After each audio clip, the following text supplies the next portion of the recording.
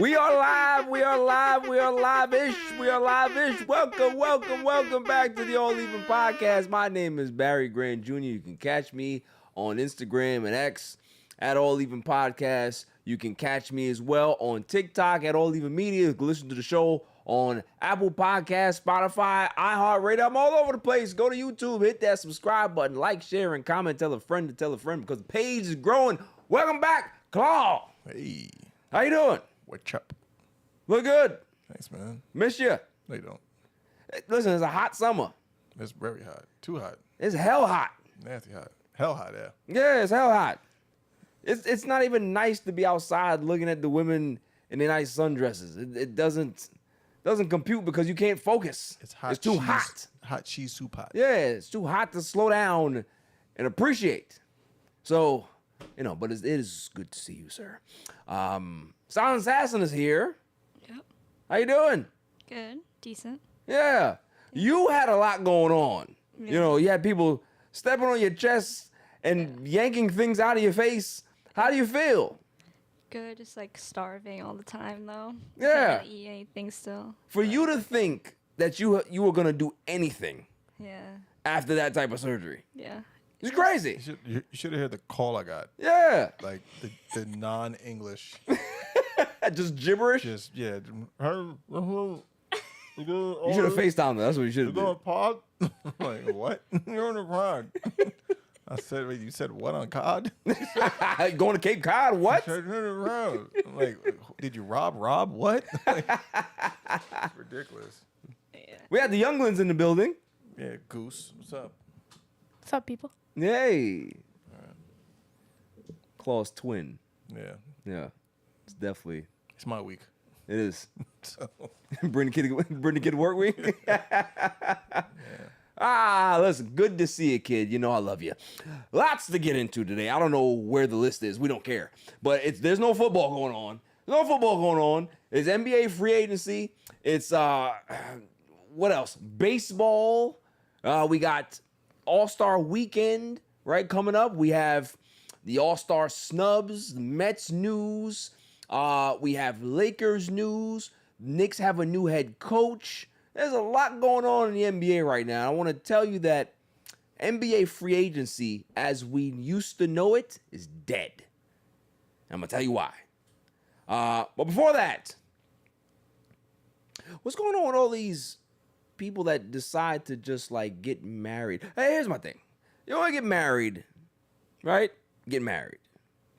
But don't be duped into doing something that you don't want to do. Like, for example, if you got a lot of money and you meet somebody and they say, hey, we've had such a great relationship. There's no need for you to sign a prenup. No. I'm going to sign it. That should be doctored into the cake. Well, Dwight Howard, that poor man, married this girl, and 6 months later, she's filing for divorce and wants half of everything. How does that work? How does that work? that's a play. It is a play. But how are you stupid enough to be able to fall into that trap? That's all I'm saying. And especially with that scenario too, like you gotta know, like you gotta always have to like watch out, even if you trust this person, whatever it is. There could be like always like ulterior motives. And on top of that, too, like, go ahead. Yes, Klaw. I know. Get your stuff. I think No. You go ahead, because I got something else to say. It's Dwight. That's what I was gonna say. It's like, what do you expect, bro? Yeah, that's what I was gonna say. Is that if you're gonna dupe anybody, dupe him, dupe Dwight, because he's the same guy that had some scammer take $5 million from him, all because he was a little freaky boy. You know what I mean? So I was like, come on now. You gotta be smarter than that, man. You got a whole bunch of money. You got hundreds of $1 million in the bank, and you gonna let somebody try to take half your joint? And you got like 9 kids, bro. Nasty. That's nasty work. For anybody to even want to do that to you, knowing that you got 9 kids that are not theirs, that's nasty work. Super nasty. Can't trust people, man. At all. But what you can do What you can do. is expect some wild shit from Dwight. That's facts. Moving on. We got another one. Gelo ball. Right? Girlfriend announced her pregnancy. Everybody's happy. The world is excited. Right? Celebrating. Congratulations. And then after that, he files for divorce. Now that's nasty work. Come on now. Now, Klaw, I'm not going to step on your stuff. You go ahead and say what you got to say. Probably wasn't his baby. Yo. That's one of the... Yo, I told you. I bet. My swerving is this. Ooh, and that's it. It's a dub. It be like that, bro. There's a lot of nastiness out there. It was a nasty world, bro. I mean, you could be on the other side of it. You could spend $50 million on a wedding like Jeff Bezos. How much he gave his last wife, though? And she just threw all the money in the garbage. Bill. And threw the money in the garbage. She threw the money in the garbage. Gave that shit away. She gave it away. A lot of it. Ooh. Randos. Well, when you getting like $10 billion, of course, you throw his money. Can He just sold like $600 billion worth of stock. It's crazy. It's nasty work, bro. You got money to have money. Like, when you have that level of bread, like, you got to be bored. There's nothing to do. Yeah, That's true. You can get anything, do anything you want. It's like, what else is there? What is there to do? Yeah. Your family's good, kids are good. Like, what is there to do? How many islands you gonna buy? How many companies you gonna buy? What they could do, but what they don't do is help save. Feed the poor? Yeah. Save all the people. Actually, put people up that they can actually have housing for cheap. Mm-hmm. They don't have to pay anything. Yeah, that would help. Build some houses and kitchens. And right. Stuff, help build a whole town mm-hmm. to just help people, and they'd pay for nothing. You could do that if you wanted to, mm-hmm. but we know they won't do that because they get tax breaks, and that's why they get to keep all their money, thanks to the president. Not going to get into that, though, because I will go into a diatribe. What is with these... I didn't know that fake abs were a thing. I had no idea that you can get ab surgery. I heard about pec surgery, like people do that. Yeah, calves too. Calf surgery, I heard about that too. But people get ab surgery now, bro? Yeah, man. Liposuction around the muscles of the abs, and then exploits the abs. So it's their abs. The ab muscle itself. I thought they were implanting muscles in there. There probably is a way to do it, but they basically do that, and then they take all the fat. But then the reason why it shows off is like the top of the body doesn't match somebody that's been working out. You know what's funny is that I'm talking about this, and I saw that Drake picture, and you know what his abs look like. You ever look at the movie Meteor Man? Mm-hmm. The costume? Yeah. That's what it looks like. Yeah, built into the suit. Built into the suit. Yeah. It's like, what's my man's name from Goro? Yeah. Yeah. Just built into the suit. Yeah, this is bad work. I don't know. Listen. But you know what it is? He's kind of like a what do they call it? Self-deprecating. He does that a lot because it's attention.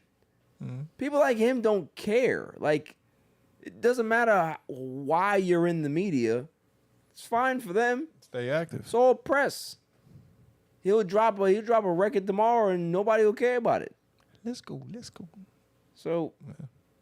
But it does look nasty. You heard the new song? No, I would never listen to Drake. Huh. Kendrick killed that for me. Did he? For me. Yeah. Did you know who Kendrick was before? Huh? Did you know who Kendrick was before? Absolutely not. At least you're honest. At least you're honest. Absolutely not. I figured. I heard one record. Man was at the Super Bowl with a tear in his eye, like, yeah, man. Yeah, Kendrick. Yeah, Kendrick, my man. That's my man. I listened to him since his first joints. Lies. Cap. So good. So cap. Ah, not my stuff. But hey, anybody that can be able to sink Drake, I'm signing up for it. That's hate. It is. That's what I hate. It is. It's too much time that has passed to talk about the Diddy trial. I'm not going to do that. We're going to move on. Plus, we got younglings here. Let's go ahead and go into... we could talk about an update, though. There's a new update. Go ahead. They're trying to give him 6 to 8 for those 2 counts he got. I can't see him doing any more than time served, bro. I think that's why they're keeping him... A year and a day. I think that's why they're keeping him in, so that's time served. Because you only got to do what? If it's federal, you got to do 85%. Yeah, it's going to be concurrent. Yeah. So it's... So... Yeah. It's... I can't see anything. Listen, I just heard that when he does get out, that party is going to be fire. That first freak off, gonna be elite. Hey, it's just to get together with a few friends. We're just playing Monopoly, all right? Monopoly. Just playing Monopoly. That's it. College. Well, listen, you wanted to talk about it, Klaw. Let's get it out of the way. College football 26. Show. Fire. It came out already? Fire. If you pre-ordered it, I think it comes out officially next week. Something like that. I was talking to Dose Saint. Saint was playing it the other day. Shouts to Saint. He was like, yo, bro, this shit is crazy. He said that now, like, you can start your player in high school, create your player, and then the NIL people, like, they're offering you deals. So it's like, yo, I want to go to Ole Miss, but then Miami be like, yo, look, if you come here, we'll give you this, we'll let you start. You know what I mean? I want that Wawa deal. Yep, and they give you that bread. And then, but you could have went to the other school and, started, but they're going to go hard. It's like, listen, this is a better system for you. We can develop you further. Dope. Then you take this, and then you bring it into Madden because it's all connected. Oh, so they got the connection now. So now we was waiting for that last time. So now it's go time. Like, oh, no, you know it's up to something. You know that. It's up. It's up. So I'm up. I'm hyped. Like, the graphics are crazy. Like, you see, they had the swag surfing in the joint. Wow. It should look fire, bro. So I definitely think, it's going to be a good fall. Yeah. This is going to be one of those falls to just abandon the family. Also, yes. We are about 2 weeks away from the start of preseason. That's so crazy, right? I love it. I mean, we'll get into that. I wasn't going to talk about football, but I know you are a fiend for it. The NBA free agency as we know it, sir, or how we used to know it, is officially dead. 100%. It will no longer be the premier type of event that it used to be, where you're looking at free agents, guys are going to free agency, they get in the bag somewhere, you don't know where they're going. It's not gonna be this frenzy thing anymore because the new CBA has killed the player movement. And a lot of people are like, well, yeah, that's fine. We like the parity. All that's great. But free agency was a big part of the game's entertainment for the offseason. No sport outside of basketball entertained you more in the offseason. No sport. Basketball was king when it came to free agency, right? You have the trades, you have all of these things happen, and with this new collective bargaining agreement, this new, tier system that they have, this new apron system, it just killed the league. And for me, it's bittersweet because I know that this is a microcosm of the players wanting to get all these big deals, the super duper maxes, and then the owners are just like, all right, well, if you're gonna do these, if we're gonna give out this type of money, then y'all can't go nowhere. So take which one it is. It's either you want to move around and have player movement, or you're gonna get the bag and you don't get to move as much anymore. So what players are starting to do now, they're taking the bag, and then rather than trying to hit free agency, they're asking for trades, or teams are working out buyouts now. We're seeing a lot more buyouts on the market in free agency than we've ever seen. It's not time for the buyout market. The buyout market is in March. We're seeing buyouts in July. Free agency came and went, and we're still having top guys in free agency that are not signed. Russell Westbrook, I know he's older, but he's a guy that's still out there. Chris Paul is still out there.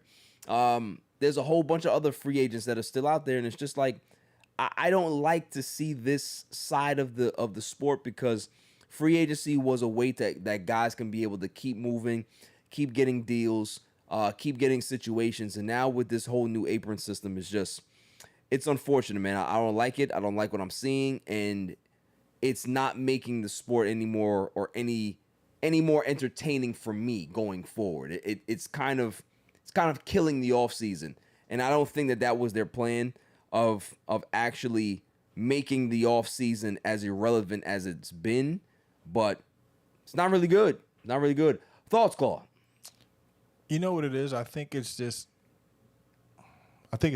generation, like how we came up. I guess let's say millennials, let's say this younger demographic, because they have it in football too. Like football, teams weren't trading as much as they trade now, but I feel like it comes from that Madden, that custom control franchise mode. They want to see trades. Trades make a team pop.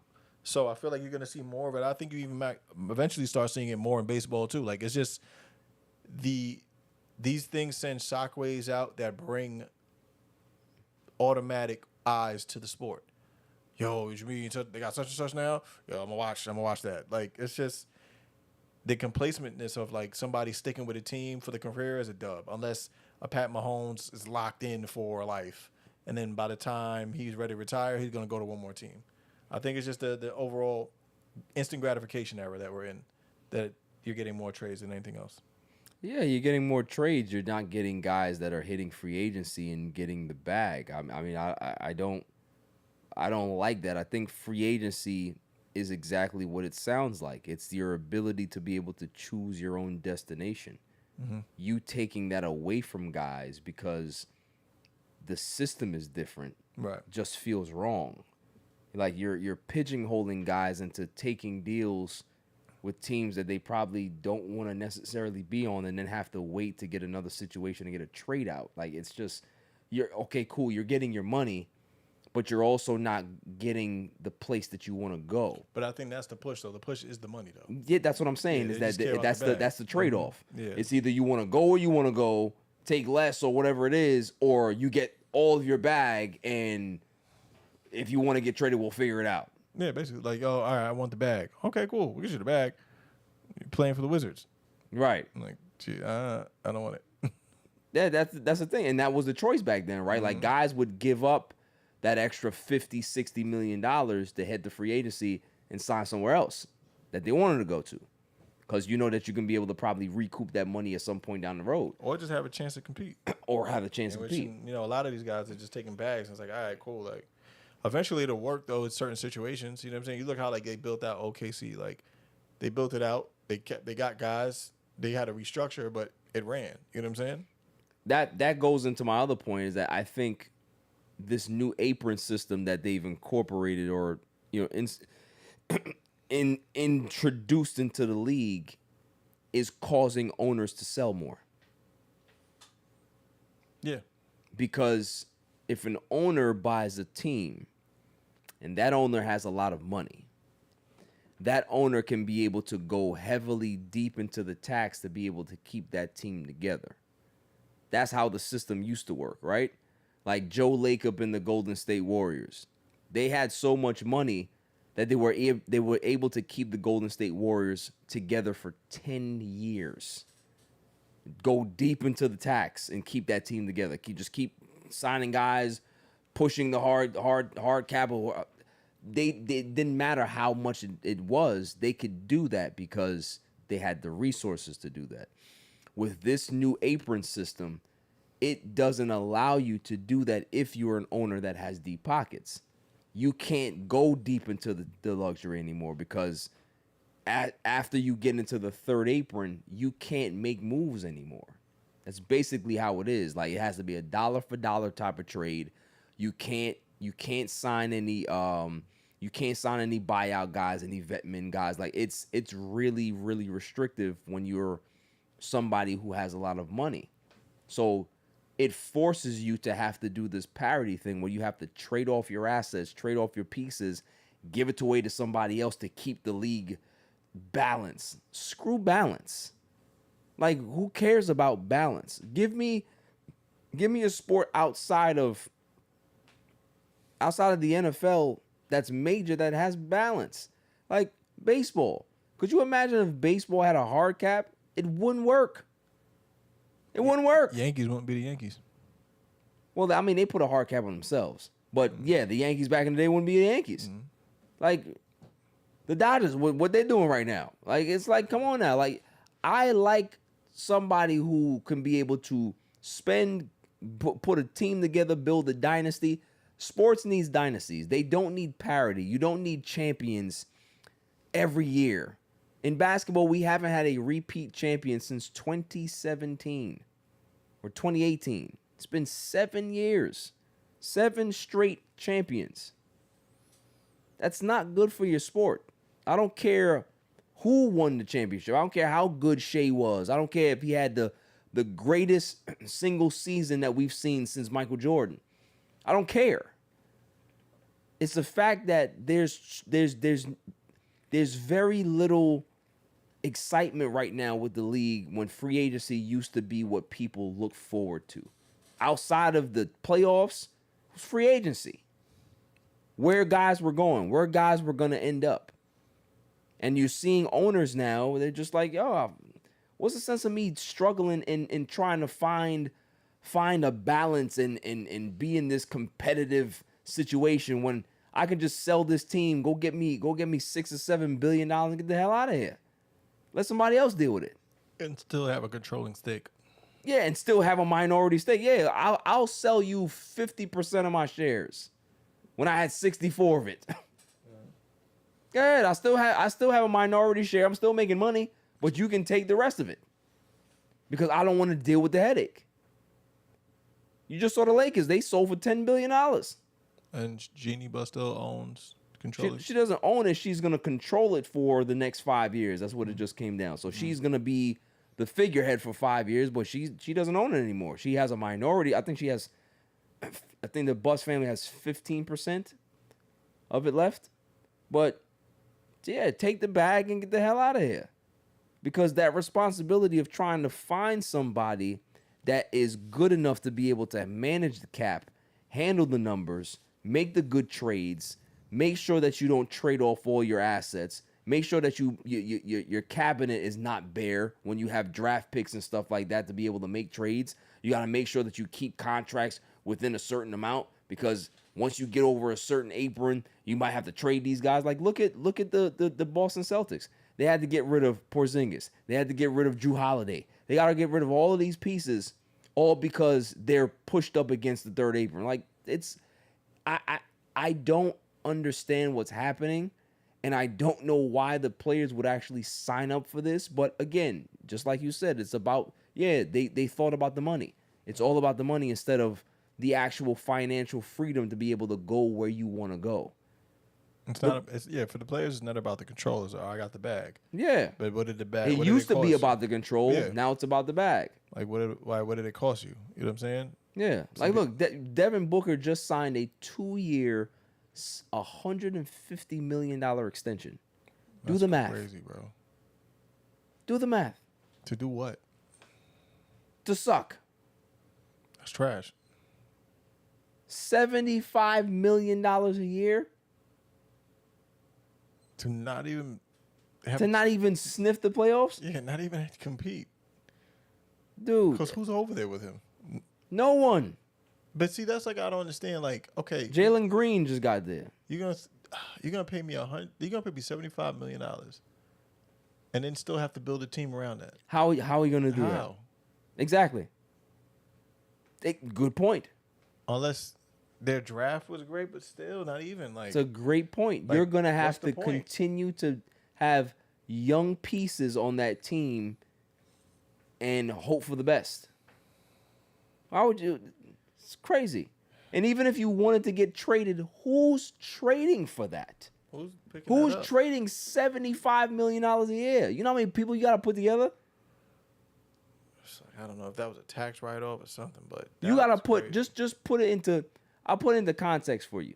You have to put LeBron James and Austin Reeves in a trade, and you're still like $10 or $12 million short. That's wild. That's too much. It's too much. But that's the whole system that they've created, and it just makes the NBA just, I don't know, man. It's a new era. I think a lot of people like it because of the parity, but purists like me is just I don't think it's good for the game. I think you're gonna see a lot more teams get sold because a lot of people don't want to deal with it. A lot of people don't want to deal with the headache and the upheaval that you have to go through probably on a year-to-year basis. If you think that you have a championship window, can you even keep that window open for 5 years now? You might not be able to. You might have to blow it up after 3 and get some new parts and try to plug and play. Or 3 big pieces is gonna cost you. You're screwed. It set you back. Yeah. Even if you get them in different years, it's still gonna set you back. It's crazy. So, don't like it. Moving on.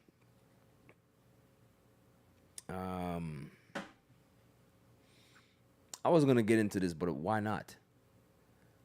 My Lakers, they've made some moves. They signed DeAndre Ayton. He was a buyout candidate. Got out of his contract with Portland. Gave away, I believe it was $10 million to become a free agent. Signed with the Lakers because of the opportunity. Great move for the Lakers, I think. I think the fact that you can get a 26, 27-year-old center that's trying to revamp his image and reputation in the league, it's good. But here's my problem. You signed Jake LaRavia. You signed DeAndre Ayton. You re-signed Jackson Hayes. And that's it. You lost DFS. He's now in Houston. KD's over there in Houston. Denver added pieces. The Clippers are reloading. All of these teams are getting better in the West. And you added Jake LaRavia and Jackson Hayes. That's it. So where's the defense? For the team that struggled defensively last year against the Timberwolves, they couldn't guard Anthony Edwards. They couldn't guard Julius Randle. You lose your best perimeter guy and best backline defender. And who are you getting? Now, Jake LaRavia, good young player, but you need to now make some marginal pieces or marginal trades to be able to get better, to be able to compete in possibly LeBron's last season with the Lakers. Not saying that this might not be LeBron's last season in the league. This might be LeBron's last season with the Lakers, because I think he's looking at it like, this is now Luka's team. They're not doing it for me. None of the moves they make are for me. And if we do compete this year and try to win a championship, that's great. But I don't think that they're going to put in all the chips in the, to the front of the table just because they have Luka and they're looking towards 26 and 27. They're not looking for 25. And for LeBron, that's a problem, because there is no 2026 for me here, probably. There's no 2027 for me here, probably. So why should I have to stick around and have to deal with another mediocre marginal year? And under new management. And definitely going to be under new management come December. Absolutely. I don't think he stays. I don't think he stays this year. I'm not going to lie to you, Klaw. I think when he's just testing. When he opted into the deal, I said, okay, normally I expected Braun to restructure the contract, but he opted in. I was like, all right, well, the fact that he might be thinking about, retiring, but then I'm just like, nah, LeBron still loves the game at a level that I can see him still playing another 3 years. But the way that they're moving, the way the Lakers are moving right now, I don't think that they're actually in any rush to be able to make no moves, and he might not want to wait around for that. And this is probably the closest it's ever been in the 8 years that he's been here that I'm saying that there's a high possibility that LeBron James does not finish the season with the Los Angeles Lakers. I can see it. Like, I can see a scenario where he gets traded. They don't get a haul back because at his age they're not gonna get a haul back. But I think at that point you have to you gotta respect his wishes and send him where he wants to go. But at the end of the day, like, you can be able to serve two masters. There's no reason why you can't compete for a championship this year and still have your eye to the future. Sure. You have no trade assets. You traded off all your assets. So what future are you looking to? You're hoping that Giannis says, hey, I want to sign with the Lakers in free agency. You're hoping that Jokic says, hey, I want to sign with the Lakers in free agency. Like, what is your actual hope? There is none. You're just thinking that somebody's gonna take a chance to want to team up with Luka. You have no plan. But there's nothing they can do. What do you mean? Unless they dismantle what they have and try to juice up assets. But realistically, it's like, what are they really? Yeah, I mean, they lucked out getting Luka. Like how they did it, how it worked. It worked. They lucked out getting Luka, and they lucked out getting DeAndre Ayton just now. Mm-hmm. Like they didn't sign him as a free agent, really. He was a buyout, and then they signed him as a free agent. But that fell into their lap. Right. For a team that's been struggling to get a center and find a center for years, he just fell into their lap. So how much work did Rob Pelinka actually do? None. And this is my biggest problem. It's just like, if you think that you're going to keep your job, you need to go ahead and do a lot more than what you're doing. Because if there's somebody that just bought the team, it's just like somebody buys a business, they buy whatever it is, they're going to have that meeting and they're going to be like, not gonna work here anymore, right? Like, what do you do? Tell me what you do. Oh, I'm the guy that replaces the paper and the printers. Okay, well, we can be able to buy the printers that can be able to just recycle the paper.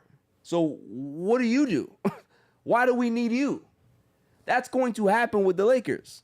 Mark Walter is going to sit people down and say, hey, nice to see ya. All right, Mark Walter, hi, nice to see ya. What do you do? Oh, I'm the guy who helps with the cap. Oh, you're our capologist. No. I'm the guy that helps the guy handle the cap. So what do you do actually? You do all the work? Technically, I'm the one that does all the research and finds the information, and then our capologist puts it together. So you do the work. If you want to say that. Yes, okay, so you're our capologist now, and I'm going to get rid of the other guy. That's the way it goes. Like, there's going to be a what do you call it? A revolution? No. What do they call it when downsize? Yeah. Downsizing, right? We're going to get rid of all the crap, and then we're going to go ahead and get all this good stuff in here. Good facilities, good trainers, good coaches, good scouting, all of this stuff. The product on the court might not change a bit until a couple of years, but everything behind the scenes is going to change. And Rob Pelinka's job is up for grabs. So all of this nonsense that you're talking about, oh, I'm going to land the plane and God told me that Ayton will come available. Screw all of that. Okay? God didn't tell you none of that stuff. What are you going to do to make this team good? For when the billionaire comes and says, what do you do? That's what I'm waiting for. What do you love? What do you love? You love the Lakers? Well, you can love the Clippers. You can go over there. We want winners. We want people that be able to know what the hell they doing. And Rob Pelinka don't know what the hell he doing. He doesn't. Most of the things that happens to Rob falls into his lap. Anthony Davis fell into his lap. Luka Doncic, you had somebody that was desperate enough to call you to make the trade. What did you do? I'm upset. I love Luka, but damn, we can't lose Braun.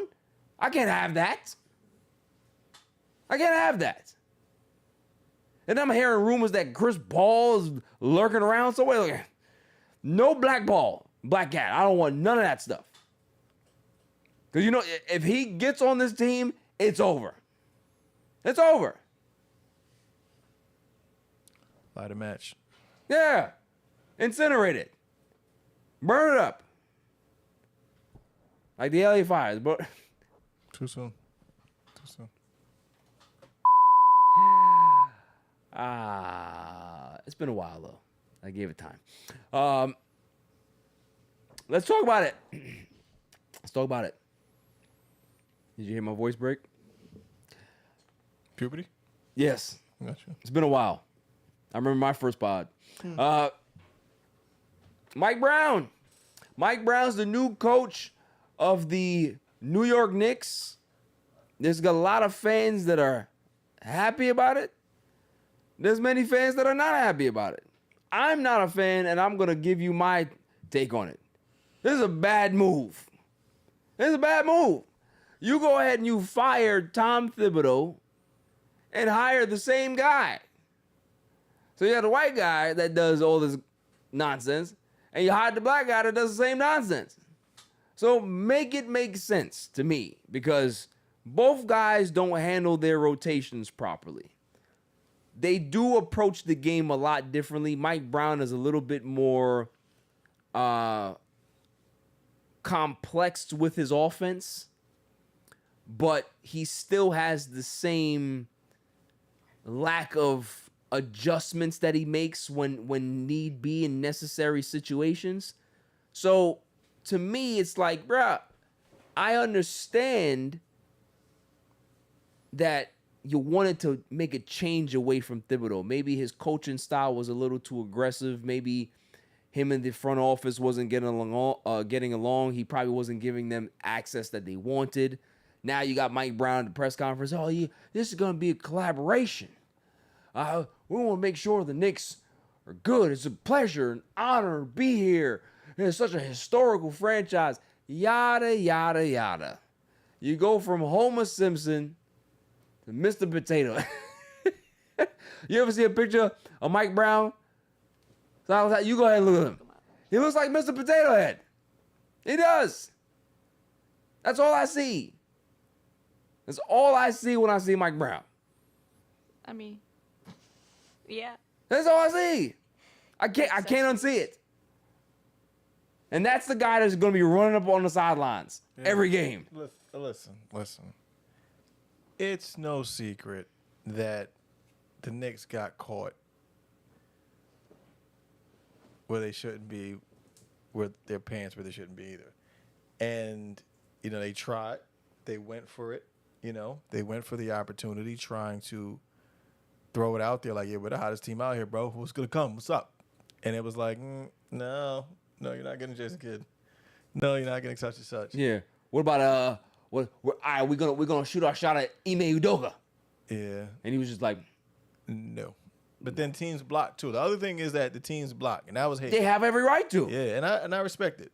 And so realistically, they did it wrong. They should have had a play in motion. It's like you got a guy you work with, and it's like, yeah, I want to get rid of him, but it's like I can't because I still need him.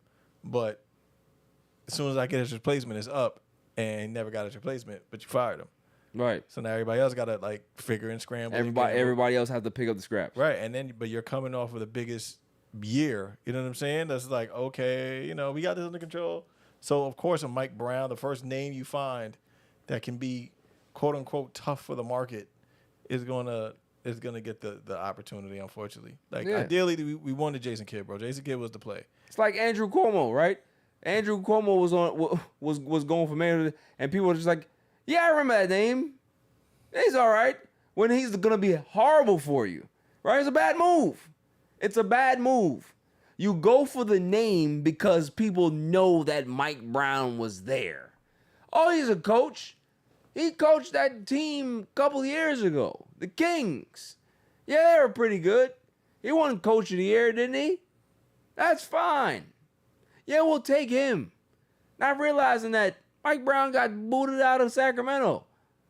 Probably wasn't his fault, but he still got fired. So you're taking somebody's retread and thinking that it's going to work here. Why? Explain why.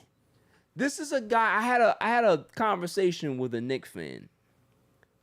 And the Knicks fan was like, yo, you don't understand, bro. Like, this is a good move because, yo, he got championships. He got championship pedigree. And I was like, oh, Mike Brown got championships? Okay. Well, what team did he coach? Oh, well, he was the assistant coach. I said, I know the answer.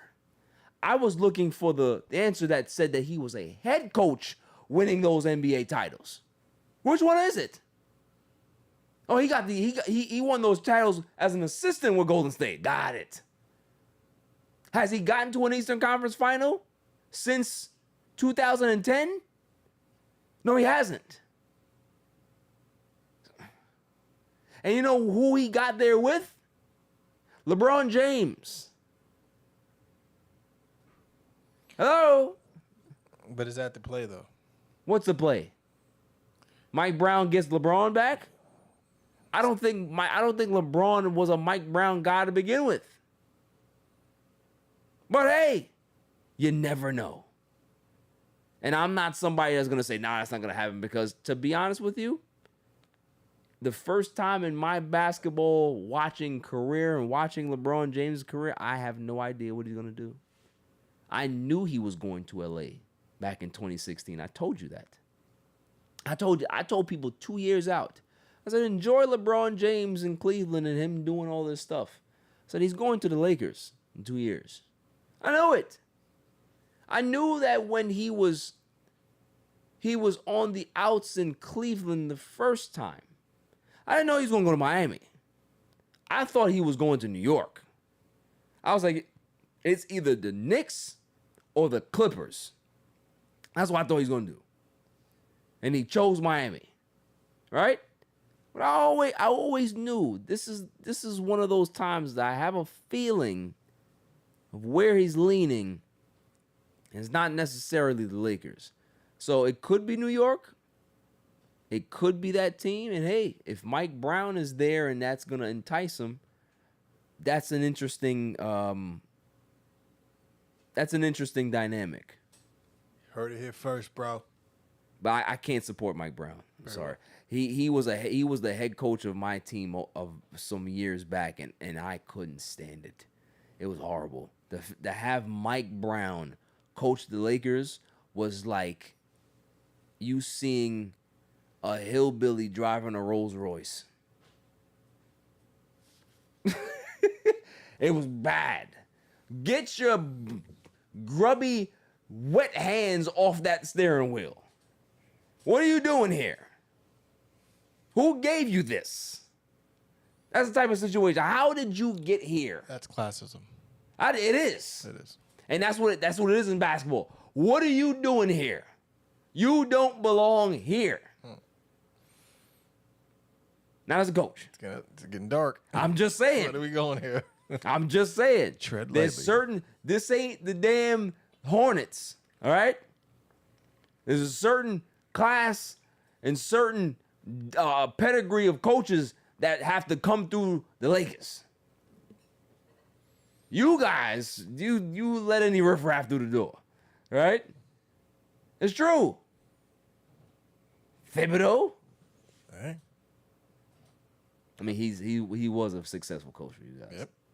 I'm not gonna kick his back in. No. Right. Clean it up. Clean it up. Clean it up. What did you have after that though? Before that, it was who was it? D'Antoni. Who was that? Who the hell was it?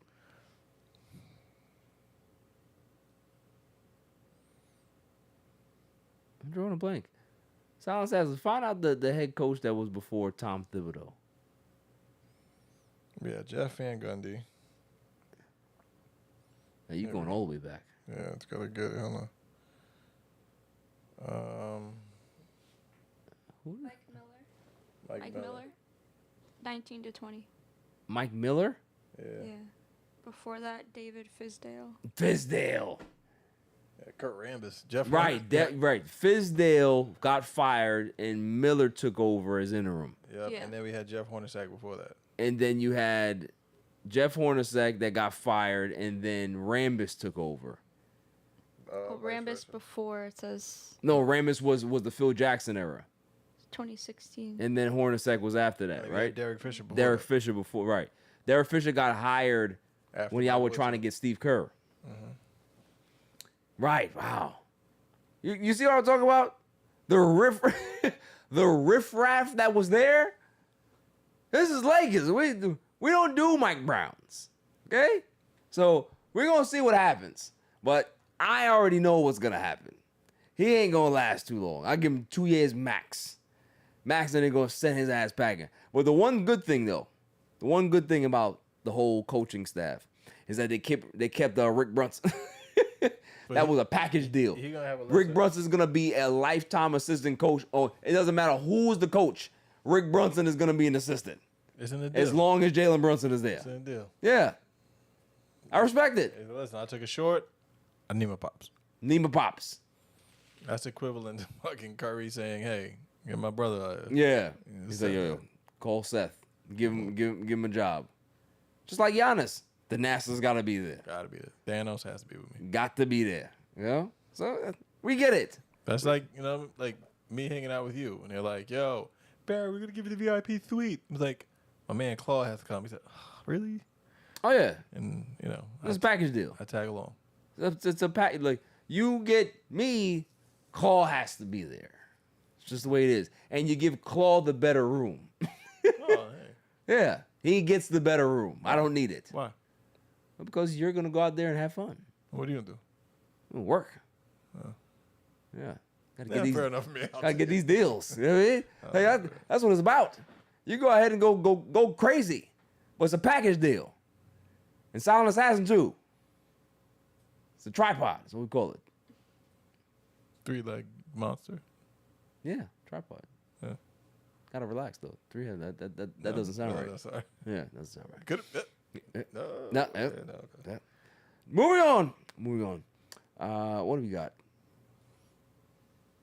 Oh, how can I forget? Shouts to Carmelo Anthony for gracing the NBA 2K26 cover. So it's gonna be him. What they say? They got Angel Reese on it. I think Angel Reese is the woman version. Yeah, woman side of it.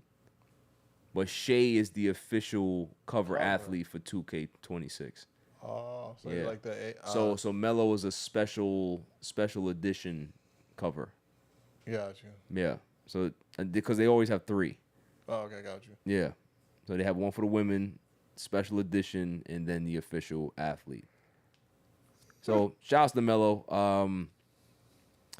I mean, when you talk about the totality of Carmelo Anthony's career, man, it kind of special. Like, it kind of flies under the radar of how good he was. Like, coming onto the scene, going to Syracuse, winning a national championship, getting drafted, going to the Nuggets and making them, like, immediately good. They were immediately good. They didn't win the championship. They got to Western Conference Finals, but they didn't win. Then he took to the Knicks. He wanted to go to the Knicks and made the Knicks relevant for a few years. They had a good run. They had a decent 1.5-2 year run where they were really good, and then Phil Jackson came and fucked everything up. But that's when we had Prigioni, bro. We had Steve Novak. Prigioni, Discount Double Check. We had Jason Kidd, Rasheed Wallace. Who else? We had Kirk Thomas. Kirk Thomas, my man. Kirk Thomas on that team. He came back. Yeah, Taj Gibson. Was Taj on that team? I don't know. We got no. Taj wasn't on that team. Remember, you had the dude with the dreads. I'm gonna find that roster right now. I know exactly who I'm talking about. Hold on. Kirk Thomas, my man. Kirk Thomas was a gangbanger. Ooh, York. Yeah, Marcus Camby. Oh, he was. Nah, Camby wasn't there. Camby wasn't there. Camby was on the other one. No, you're right. Camby was on that team. Yeah. Camby was on that team. Ronnie Brewer was on that team. Ronnie Brewer, yep. Here's my man Chris Copeland. Chris Copeland, yep. Chris Copeland was nasty. He looked like Crime Dog. We have Felton. Raymond Felton. Yeah, Felton. Yeah. Kenyon Martin. Did you say Kenyon Martin? Yeah, Kenyon Martin was the enforcer. Man, Prigioni, Quentin Richardson, Iman Shumpert. Yep. J.R. Smith was the sixth man that year. Yep, we had squads, son. We had Kurt Thomas, Rasheed Wallace, and James White. Yep. That was that team. That team was a bunch of gangsters. Shit was fire. A bunch of gangsters that year. It was different energy. Yeah. And then y'all lost to the Pacers in round 2. Typical, bro. Yeah. Also paid Roy Hibbert with that block on Melo in game 6. Terrible.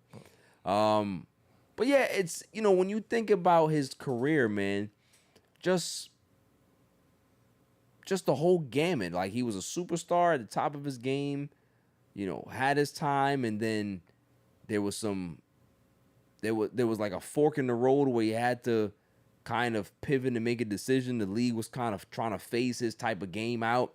Couldn't find a job, then ended up getting back into the league, was a role player, turned himself into a very good role player, and then really decided that he didn't want to continue to keep going down that road and being somebody who's kind of like a cast off and all that stuff, and decided to call it quits and help his son get to the next level, which is great to see. And he now has his pod. Shouts to him, doing very well with that. But just the career, man. He's such a great player. Deserves this, and I can't wait to see exactly what they put in the game as a feature for him. So shouts to Melo, and shouts to Shay as well. Shouts to Angel Reese. I know I throw shade at her, but she's having a pretty good year. Shouts to Shay. When you talk about, can you give me, Klaw, another year of any athlete in any sport that has done the four-peat like him? We're talking about regular season MVP, champion, finals MVP, video game cover. Braun never did it? I don't think he did. I don't think Braun ever did the video game cover, no. Yeah, because when Braun was at the height of his powers in Miami, he never got a video game. Yeah, and Kobe never did it. Kobe had got a game, but he wasn't. It wasn't all that though. That might be the first. Did he do the trifecta? Because remember, he won MVP, but the year that he won MVP, he didn't win the championship. Yeah, no, I don't think anybody, and that young too. Yeah, their age is like the bigger play. As far as that whole team, they're like one of the youngest teams to win it. Yeah, Jalen Williams is still on his rookie deal. It's crazy. Chet Williams just signed Chet Holmgren. But he just signed a $250 extension. But they're good. Like, they don't have to win again. No. That's the thing. Like, that shit didn't matter. Like, that team came from the Supersonics.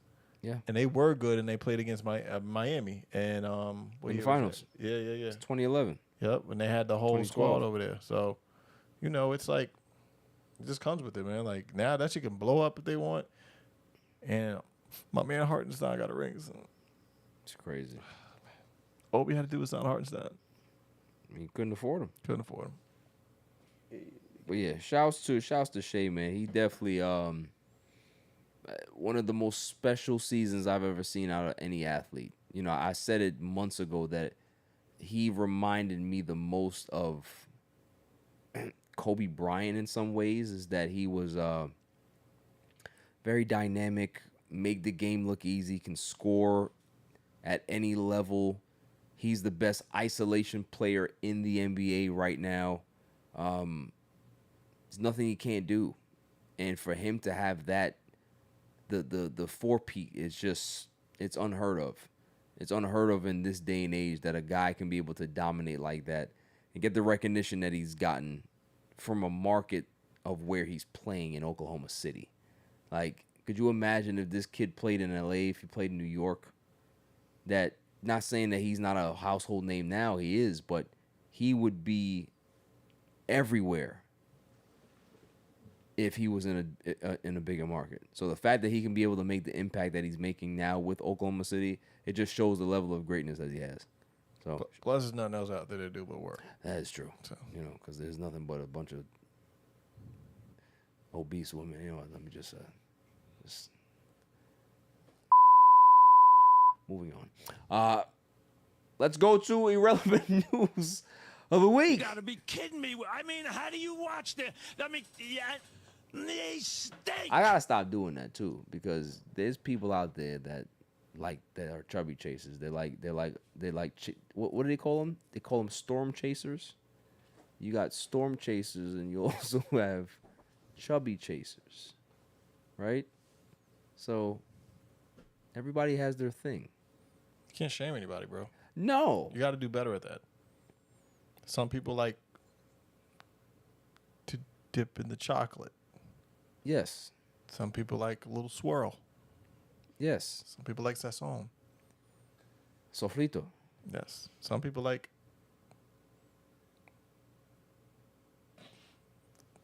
broccoli. You need to stop it. I'm sorry. But yeah, it's we're gonna figure out what Silent Assassin likes one of these days. She doesn't reveal it. You said something about diapers earlier, but I had to check her. Yeah. That was kind of crazy. Yeah, that might sound like some sugar daddy stuff. You know? I don't judge. As long as you're of age and adults. Of age. So age of adults. You date an 18-year-old? An adult of age? That's an adult. No. What's the farthest you would go? Youngest? Age-wise. You're 26. Damn. You cooked her. Yeah. Older or younger? Yeah, well, like, what would you do? Like, older. Older. Not like geriatric. What? Like, still like Yo. a human, like, can function. Air Monarchs? Air Monarchs is still functional. That's still like, that's a 50-year-old. John Cena jeans. Jorts. I don't know, 50's kind of old. 40s? I think that would be like, if the situation is like right, that's the oldest I'll go probably. Okay. But younger, literally like a year. Okay, so younger, you're not going any younger than a year, and older, you're going to the 40s. Okay, that's fine. Like, if I was divorced and I wasn't with somebody and I was old, I would be like Al Pacino. Just impregnating everyone? Yeah.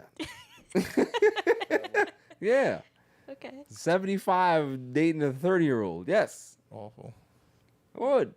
I don't know. That's just like, like I said, it has to be like a really particular situation. Yeah. Like, I wouldn't just willingly do that. Like, even like 40. Make me feel young. That's all I'm saying. It's just, you know. Because, like, you have to think of, like, the 40. Like, you're 40. I don't think you're 40. You know what I mean? But there could be other 40-year-olds that are, like, 40. He's and that's mad different. 40. No. He's so 40. Who? You. What does that have to do with anything? No. I just want to hate on you. I don't look 40. It's just, like, it has to be the vibe. Yeah. If someone's 40, has, like, 5 kids. Right. A mortgage. Thrice divorced. Yeah. Like, hates his wife. Yeah. The dog's dying. Yeah. Then it's, like, a bad situation. Yo, why'd you have to throw the dog in like that, bro? Guy's down on his luck, needs a little bit of help. Guy's down on his luck. Way out of his league. Way out of his league. Jeez Louise. That's a way to stick it to somebody. All right. Relevant news of the week. Let's do it. YouTube will reportedly stop monetizing fully AI-generated and low-effort videos under new policy starting July 15th. So what do we feel about that in regards to what is considered a low-effort video, though? I find it kind of, it's not AI videos, but even, like, the videos where people just, like, rip stuff. Yeah. Like, even, like, What you talking about, like the commentary videos? Yeah, like I don't even like how like that gets monetized because I know like you're doing work in the back end, but it's not your content basically. Because I know on TikTok, if they think you're stealing stuff or whatever, or recycling content, then they make it low grade content, whatever it's defined as. But I don't know, all the AI stuff, it's like similar because like someone did go behind the scenes and create the AI content, which takes work, but it's not original created stuff. So Yeah, if it's AI, it's not original. It's but you pulling could, like, from something. You have the person like typing in the prompts. They could be there for 10 hours creating a whole like cinematic scene, and that takes work to do, but it's different than actually animating the scene or whatever it may be. So it goes, I feel like, both ways. Yeah, I agree. I think there just needs to be a platform outside of YouTube that is better suited to monetize that type of content. But I agree. I don't think that AI generated stuff should be considered high quality and monetized. I don't like that. I remember the one that whole that option where it's just like, is your video AI generated? No, it's not. Yeah. Don't ask me that. I'm the worst person to ask. Damn Skynet. I don't believe in it. Right? You'll never see any AI over here. I don't do it. I don't like it. Yeah. I don't like it. Even to like it triggers to like if you have services that have automated captions. Yeah. Like that's like a trigger for it. Like, right. This was created with AI. Even though that's different. Yeah. It's not AI. Like you're using a service to generate captions. Yeah, that's fine. The content is still human made. Right. Like the video and whatnot. So. It's just like that time when we was doing the relevant news of the week. We were talking about those two AI programs having a conversation. Don't talk to yourselves in AI speech or conversations. Speak in American. I need to hear what the hell's going on with you. Don't do all this sinking code nonsense. I don't want to. No. I don't like AI. I don't like it. No. They need to get rid of it. Get rid of it. Skynet. We don't believe in it. They say 70% of people pretend to be okay simply because they don't want to annoy others with their problems. Interesting. Me. You think so? Yeah. Definitely her. I'd rather sit in a hole than tell people, like, have people worry. So you'd rather suffer in silence? Yeah. Like, I feel like everyone has to fix their problems themselves. I feel like you have support and whatnot, but no matter how much support you get, you're the person that's got to make the change. Fair point. So, you know, if I really need, like, help or whatever, like, if it's that bad, like, I'll definitely mention it. But majority of the time, I feel like it's not, you know, everyone has problems they have to deal with. So why am I going to put all my weight on somebody else when they still got 10 things that there's, you know, weighing them down? So. Yeah, I mean, that's a good point. You know, I don't like to be inconsiderate, but, you know, you get on a conversation, get a call with somebody, you haven't talked to them in a while, and it's just like, hey, how's the family? Yeah, family's good. Yeah, how are you doing? Everything's all right? Work? Yeah, it was just, I got all these problems. I didn't ask for all of that. Yeah, I just ask you the simple default questions to make it seem like I'm concerned about what's going on with you when really I'm just making conversation. Then you go ahead and tell me all of this nonsense. Now I feel bad. Right? And I have to go ahead and go further into a conversation about these things when I could have just kept it very surface level. And now we have to go deeper into the No! I don't like it. Like, keep your problems to yourself. I'm not out there spilling my issues to people. I got a lot of them. It's just like, unless it's like a really serious thing, that's why I say just keep it, you know. Or keep it like down. Yeah. You know, I'm good with it. You know, the one thing that I would reveal to my friends and family, if it was really bothering me, is that, listen, I'm a gigolo on the weekends. Okay. Yeah, like I can't hold it in anymore. I have to tell somebody. I'm sorry. This is where this money's coming from. You know? Mm-hmm. All 25 cents of it. Yes. All of these new quarters that I have. It's from my gigolo business on the weekends. I seduce old women. It's just, it's what it is. But yeah, I mean, I think that as long as you have an outlet where you can be able to, I guess, talk about things, whether it's through therapy, whether it's through another intermediate, a lot of people use the gym, a lot of people use, hobbies and activities that kind of redirect themselves and center themselves. As long as you find some outlet that you can be able to be fine, is good. But the suffering in silence thing is not a good idea, because it can go bad if you don't have an outlet to be able to get those things off. So, yeah, it's a sad statistic, but I truly believe it. Moving on. See what else we got here. Let's see what else we have here. We have, this was nasty work, yeah. FTC's click to cancel rule reportedly struck down by appeals court days before taking effect. Remember we talked about this? Yeah. Yeah. I saw that today on the news. Yeah.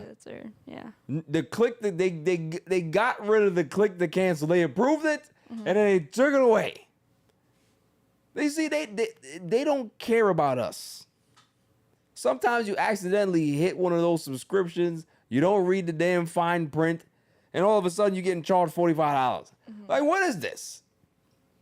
And then they could be able to automatically charge your joint too, without your approval and permission. That's nasty work. How do you uphold that? Yeah. It's bad enough rent is $3,800 for a 1-bedroom, and now you taking another $45 for me? That's nasty work. We don't do that. It's stupid to get there to have the idea and create it and then just have it flip. It's like, what's the reason? I should be able to cancel this crap at a hair's notice. Oh, boom, boom. One button, bang. It's just like, because then they ask you a bunch of questions and it's like, oh, we'll give you. Right. Are you sure you want to cancel? Yeah, 3 months for $1. We'll pause it. Exactly. Yeah. You will have your subscription, hold it for $1.99. No. Yeah. I don't want it. You're just like putting like the comment box while you're canceling. You think that they do that for Pornhub as well? I don't know. I'm gonna ask my friends that are on Pornhub. It's like if you subscribe and have a subscription and you try to cancel that, it's like, are you sure you want to? You sure? You sure you want to leave? They give you like the high. Right, we'll give you the high premium package for $2. You sure you want to go? It's just like, you have to go through all of these prompts. There's like 6 windows. 6 windows. No. And then they have you on the email chain. You press unsubscribe, and then you go into some other prompts. Like, what is this? This is harassment. They want to know more. No. More. Cancel. More. Right? Cancel. Why? Get it out of here. What if we gave you $40? I need to cancel, because if the wife finds out that I have the subscription, she finds out I got OnlyFans, that's it. That's it. I need to cancel now before it hits the transaction screen. That's all I'm saying. FTC, click to cancel. What else we got here? We talked about Dwight.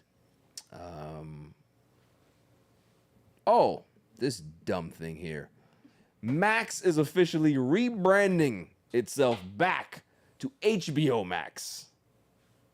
So you went from HBO Max to, what was it? They went to HBO Max to Max. There was something else. I think it was HBO Max. Right. Max, now back to HBO Max. Stupid. What's the point of this? Let's read. Right? They don't even have an opinion. It's just, we just decided to go back. HBO Max had a good ring to it because you know exactly what you were watching. It's HBO. If it's just Max, then Max is Cinemax. That's why I always used to be like, yo, all right, HBO Max, okay, good, but it went to Max. So is this Cinemax? You two, I don't know if I think you might be on a cusp. You're too young for old school Cinemax, right? I saw the I'm not channel going on into the it, I'm TV, just saying. but I never watched it. Yeah. Flipping through the 300 whatever channels, it was on there, but Crazy. I didn't watch it. Michael Madsen movies. Michael Madsen movies. Shouts to Michael Madsen too, man. Rest in peace. Man, if you saw Michael Madsen in the Cinemax movie, it was fire, tough. bro. Michael Madsen or Stephen Baldwin. Yep.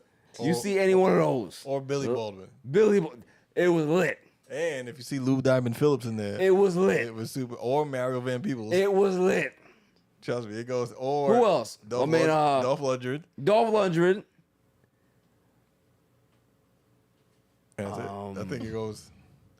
Michael Dukakis. Michael Dukakis. Yep, you had him in there. Yo, listen, 90s was fire. Fire. And what's the dude from damn, he was he was in Kill Bill. The bag Bill. What's his name? Oh man. Damn, what is his name? Angelina Jolie and It wasn't Angelina Jolie. It was no, what's his name? Billy Bob Thornton? It's not Billy Bob Thornton, man. Oh, David Carradine. Oh, he lost me there. You don't know David Carradine? No. Yeah. See, I'm a movie guy. It's stuff. David Carradine. He was Kung Fu. Yes. That's the guy I'm looking at. Yes. Yeah, David Carradine, man. You know how he died? What? I can't even tell you because we have children here. I'll look it up. But He's Asian? sort of. Oh, he died. Okay. Yeah, he passed. He's No, no but I longer was with us. like, there's some pictures in here that Yeah. it looks like a different race. Yeah, he was kind of on the cusp, I guess. You know who else too? Steven Seagal. Yeah. Seagal fire. Hey, if you saw a good Jean-Claude Van Damme movie, You can never pass you can never pass that. a Jean-Claude Van Damme He movie. found that snake and he's like, and the snake just died. Oh, he did the splits. Yeah, did the splits. I did see how he passed. That's a Yes. sad way. Well, I don't know. Yeah, I wouldn't say sad. Not for him. I don't know. Sad for the family, but not for him. That was my irrelevant news of the You week. gotta be kidding me. I mean, how do you watch they stink. Let's go ahead and talk about the Mets, shall we? How we feeling? How we feeling, Mets fans? How we feeling? We are sort of at the midway mark. Mets are tied for first place right now, I believe. With the Phillies losing, they lost a heartbreaking game today. Did you see that? They played the Giants. I can't remember who hit the ball, but double off the wall. The way it hit the wall, it caromed off the wall and got to the warning track and just ran away from everybody. So it was a inside the park 3-run homer, and they won the game. That's the craziest thing I've ever seen. Yeah. Because it was nobody's fault. It's just the way it bounced off the wall. It just took off. So, how are we feeling? You know, had that little slide. Was not playing well. Now we're back to playing very, very good baseball. I think we won 5 out of 6. Thoughts? Yeah, I would say I was never really concerned with the team because I told you, like, we were always still in it even though we were losing. It just sucked every time I turned on TV. I couldn't really watch a fun game because it was it was really, like, depressing to see how bad they were playing and just even to, like, the games that they were getting runs and then the pitching just collapsing. Yeah. Listen, Brazaban can his ass to Mars. That's where he can go. Get him out of here. Yeah. So, but they came back, won last night, which is a nice game to watch. Yeah, I think that was the biggest comeback of the year. 4 runs. Yeah, because they were. I think it was 2-0 or 3-0, and then the next inning, Orioles got like 6 runs, and then it was like, oh, like, here we go again. Yep. But then, you had that big inning, and then came back and won and held down the save. So. And then Soto had the RBI single to drive it home, baby. And, you know what? Let's just get into it. The fact that Soto is not an all-star. What is happening? Right? We finally get Frankie to the all-star game, right? We love that. But now we broke one streak and we're starting another one? Yeah. The man has been in the all-star game since 2020. Straight. You trying to tell me that you got Kyle Tucker and Acuna and all these other bums? How's Carroll ahead of him? Carroll had a horrible first half. Yeah. And he's on a team that sucks. Even Carroll and Tatis, made it over. I feel like just like the popularity contest, because Soto isn't really a liked player now. So I don't know. I guess. I guess. Even I did see they had put out like the ballot of how the players vote in the reserves and pitchers or whatever. And he wasn't even on the ballot for that. So I don't even know how that even passed through either. Listen, I am not so much of a biased Mets fan that I'm going to say he deserves to be in the starting lineup. But as a reserve, a guy that's 21-53 and batting .269, he's top 10 in OPS. He leads the major leagues in walks. It doesn't make sense. Also, it's in the popularity vote too. I believe he was in 4th place voting. So it's in the entire league. Yeah. So I'm like, why doesn't that go off of there and then he makes it also too? But right. How are you yeah. Whatever structure they got is just stupid as hell. It's just dumb as hell. Yeah, and then having, like we said, every team has to have a candidate. It's just they gotta get rid of that. Yeah.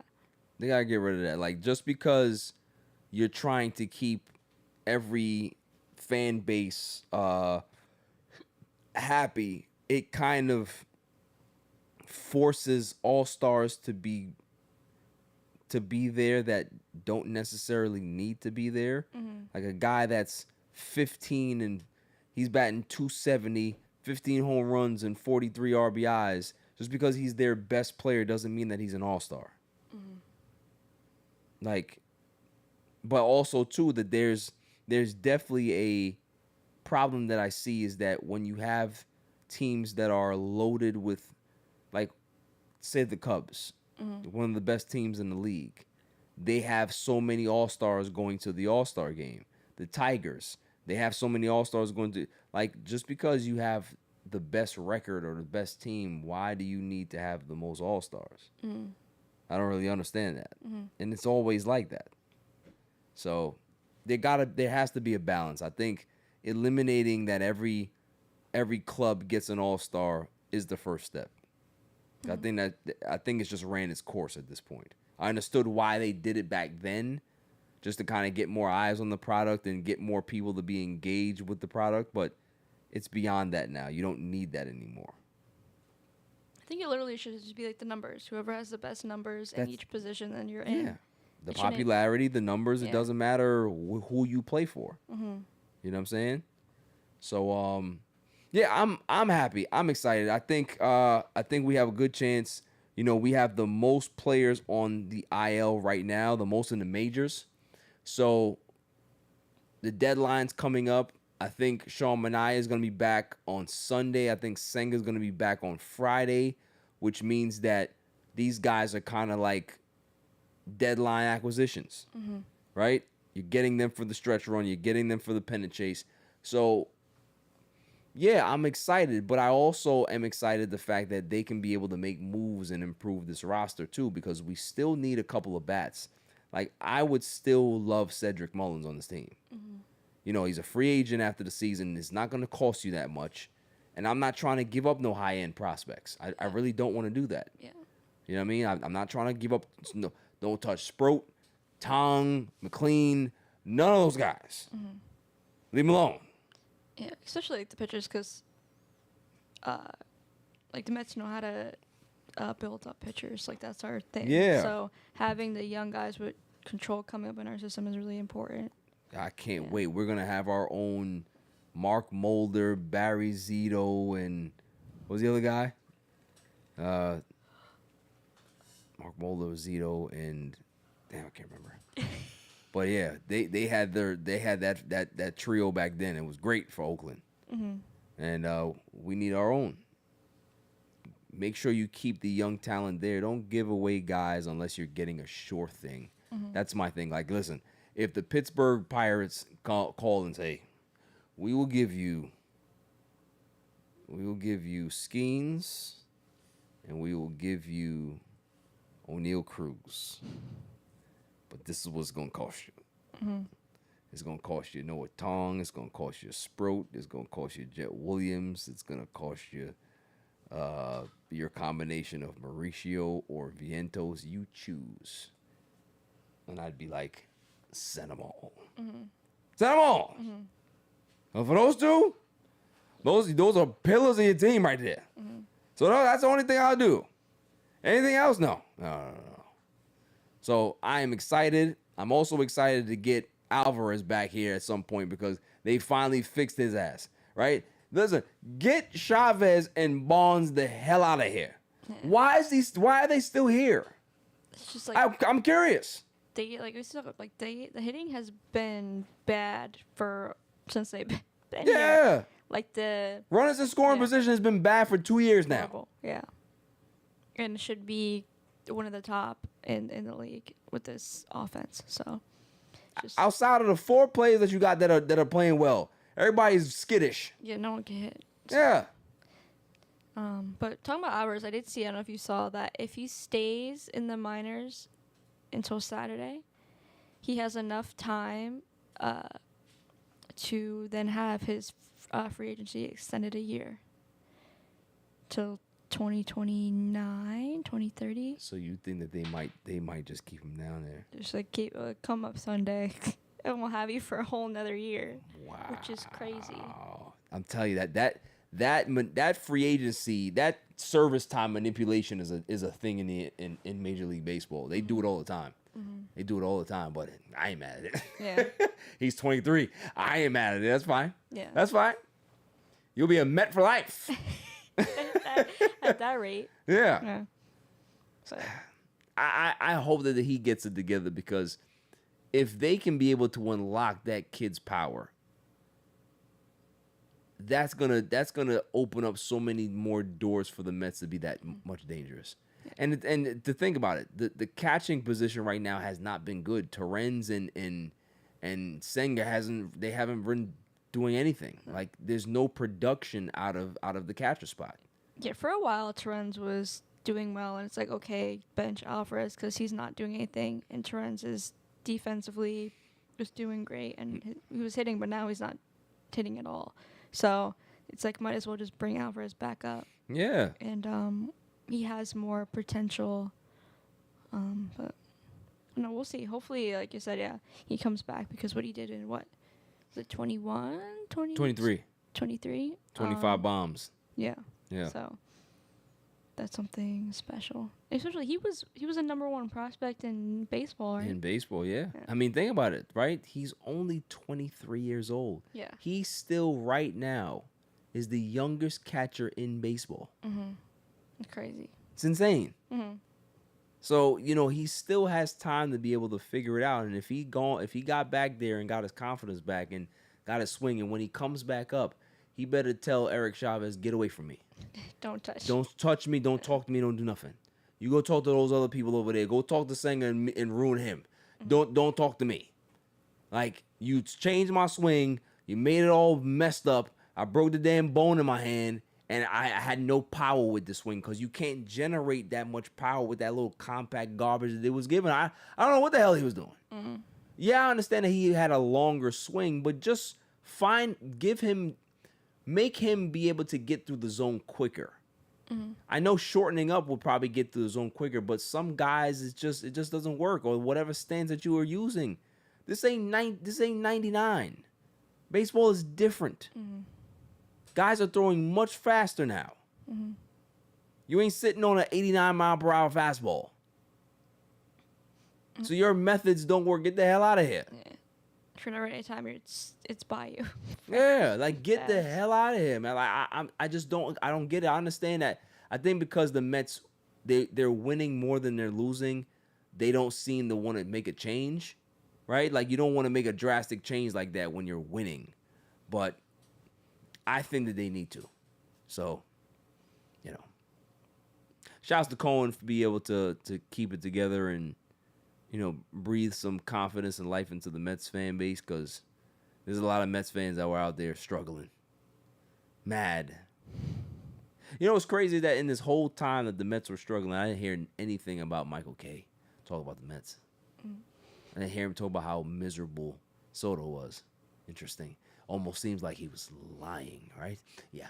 Moving on to the greatest segment on the planet, Dummy of the Week. Dummy, yeah. Every week I go around the room and I ask, who is the Dummy of the Week? Klaw, do you have one, sir?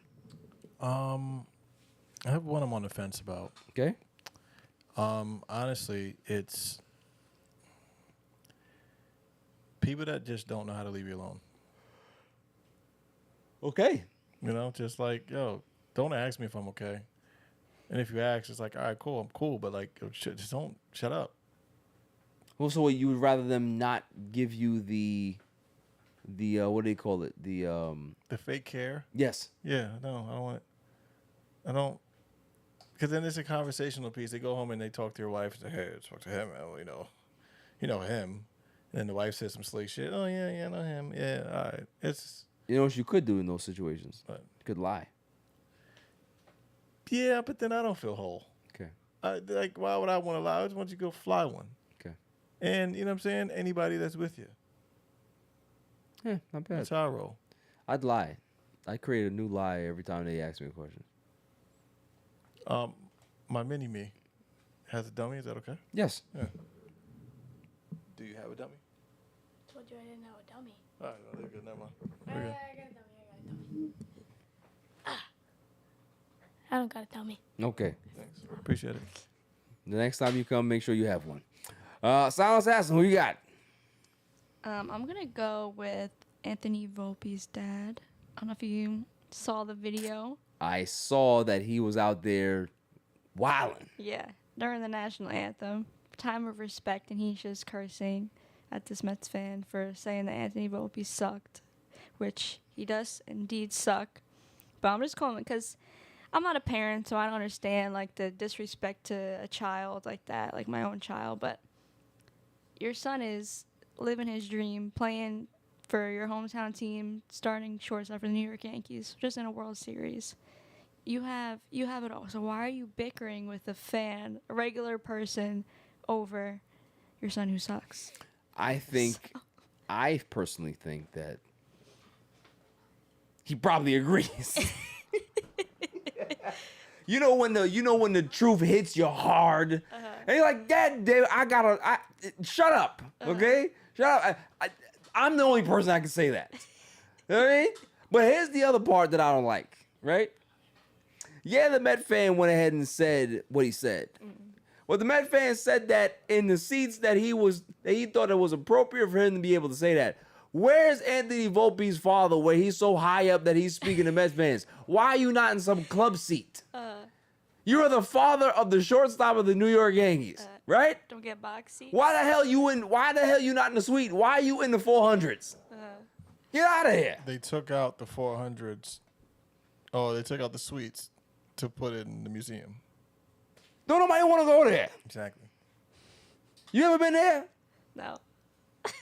I'm telling you, we're gonna go. We're gonna film some footage, and I'm gonna go and I'm going to desecrate. I'm going to desecrate that museum in Yankee Stadium. All right, I'm not gonna do anything vile. Right, I'm not gonna piss on it or nothing like that. But I will talk crap about every stone they have there. I will. I'll find something. Don't nobody care about Monument Park. Nobody cares. No one cares. And the fact that the Met fan didn't care about Volpe either. Pops got mad, but listen, I get it from a father's standpoint, right? Like, you got to defend your kid in that point. But there's some truth to it, right? I'm sure after he put hands on the Met fan, he was like, you know what, man, I shouldn't have did that because he was right. My son is playing bad this year. Every Yankee fan hates Volpe this year. They all do. All of them. Yeah. So don't get brand new and want to fight Met fans because we're right. We're right. He sucks. He's not Jazz Chisholm. He sucks. Who's the other one they hate? They hate the Martian. They can't stand him. Yeah. Jason Dominguez. Yeah, they hate him. Everybody except Judge sucks. Yeah, for It's real. crazy. Yeah. Could you imagine we had Aaron Judge and Pete Alonso and Frankie and Soto? Just like 8, 10 Oh, my home goodness. runs a game. That'd be great. It'd be so great. So yeah, Anthony Volpe's father gets the Dummy. Yeah. Now I got mine. We already talked about it. And there's no need to sugarcoat it any longer. We know who it is. May I have the dummy and the drum roll, please? The winner for Dummy of the Week, Donald Trump. Donald Trump gets my... Dummy. Yeah. Now, this shouldn't surprise anyone. That he's the dumbest president we've ever had. Right? But for you to not understand that Liberia speaks English, and you sit there with the president of Liberia and you ask the man, you speak great English. You sound so, articulate. Where'd you learn how to speak English? And the poor president of Liberia is trying to keep it together in a professional manner. He's just like, right here, Liberia. It's like, oh, so they taught you English here? We speak English here, sir. How dumb do you have to be? Like, once he saw that black man, he automatically thought Africa. Right? Didn't matter where he said. All he saw was Africa. It's ridiculous. He either saw Africa or Haiti. That's what he saw. And guess what? Most of America will react the same way. Oh my goodness. Speak great English. Are you from here? I didn't know that America was the only place that spoke English. Yeah. There's places that speak the old English. They spell words a little differently based on the old English, but it's the same thing. Yeah, I don't like what a color when people spell it with with a U. and they pronounce it differently. Color? I'm like, it's color. Well, color. Yeah. But But I don't get it. you know, we all got our thing, but come on now. Yeah. Just the ignorance that we have in this country, the level of ignorance. And you're having that in the highest chair in the land. Yeah. That this dumb man has no idea who and where Liberia is. You couldn't tell you. Couldn't tell you. Yeah. So, Donald Trump gets my... Dummy. Yeah. Any kind of words, Klaw? Mini-Me has one.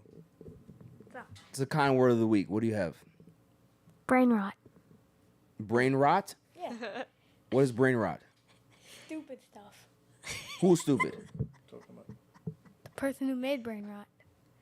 Who made it? I don't know. Why are you asking me? I didn't make it. Who has brain rot? Me. Okay. Yeah, that's fine. Yeah, still got it. Self-deprecating is always good. Yeah, it's good time. It means that you're a very confident person when you can do that. Any kind words for you, Klaw?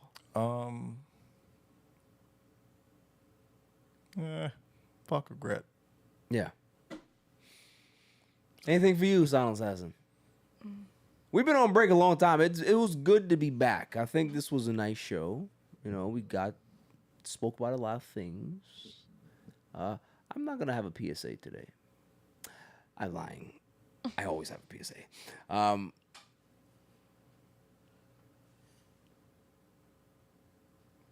When you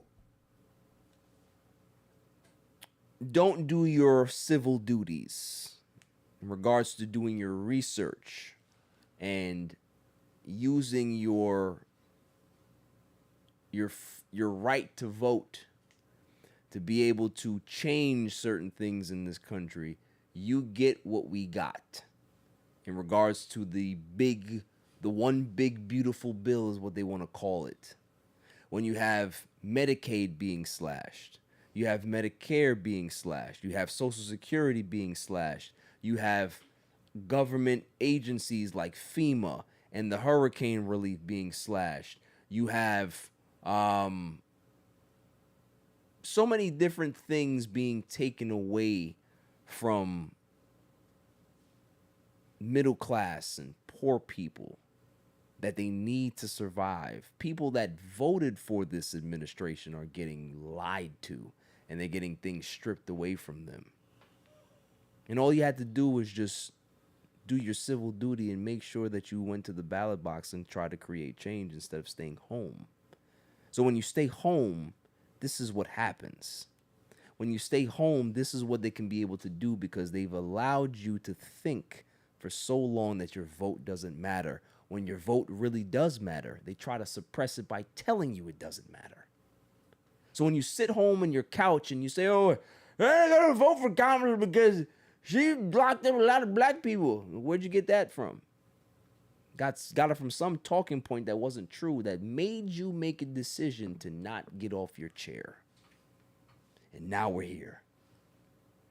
These tax cuts are permanent, which means that the 1% of billionaires in this country will never have to pay much taxes, while the rest of us have to pay more taxes. So the $20,000 that you make, okay, you're not going to tax it, but people who make $50,000 and up, your taxes are going up. For people that are service workers in regards to restaurants, right? No tax on tips. That was a big thing that they voted on. No tax on tips. That was great. There is taxes on tips once you make $25,000. So just think about that.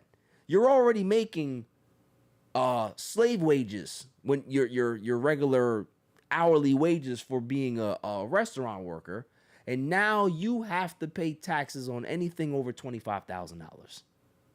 How about no tax on overtime? Oh my goodness, yeah, no tax on overtime. Yes, there is a tax on overtime. It's going to be $12,500. You're going to start paying taxes on. And if you think that this is permanent, it's not. It's actually moonlighted for 3 years, which means that when he gets out of power, he doesn't care what happens to you. So I want people to remember who put this tax code in. It's just like 2017, right? When we heard last time, oh, my taxes are so high. Biden made my taxes so high. No, he didn't. That was Trump's tax code. So we're going to go through the same thing again, right? Whoever is president, or whoever's running for president, whoever gets it, they're going to have to fit the bill. And people need to be smart enough to understand of what's actually going on, where the grift is. Pay attention. You see what happened to those poor kids in Texas, all those people in Texas? You know why that happened? Because you had FEMA being slashed, or thinking about being slashed. You had the hurricane relief being slashed. So all of the agencies and all of the things that were supposed to be in place to be able to alert people, they were understaffed. But yet you have people still supporting this man. So again, I say, how stupid are we as a country that we keep doing this to ourselves? Or is this who we are? Are we better than this, or is this really who we are? Because think about it. We got Zoran Mamdani running for mayor in New York City, right? Looks like he's about to be the new mayor. He's a socialist. You know the last socialist that we had in New York City that ran for mayor? It was LaGuardia. Named the airport after him. You know what he did for New York City? Brought a lot of socialistic programs that made things a lot more affordable for the community and the people of New York. This is why he was one of the most revered mayors in New York City's history.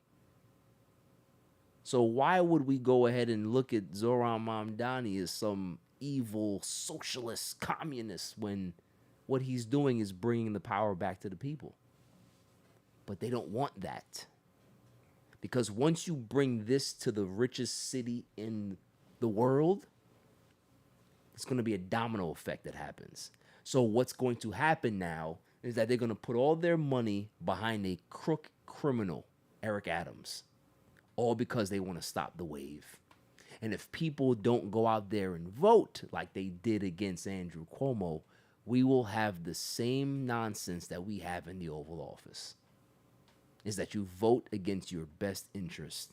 Stop doing it. Be smarter. Understand what's happening. Don't vote because you're scared of what's happening. You're scared of the migrants coming in to take your jobs. Because I always say, if you have problems with migrants coming in taking your job, you have bigger concerns.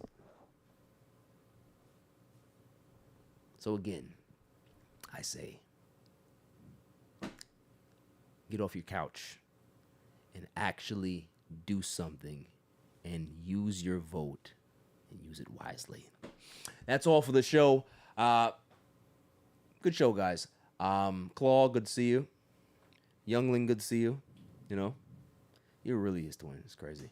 Silent Assassin, get it together. Like, make sure that next show, you know, you're not compromised.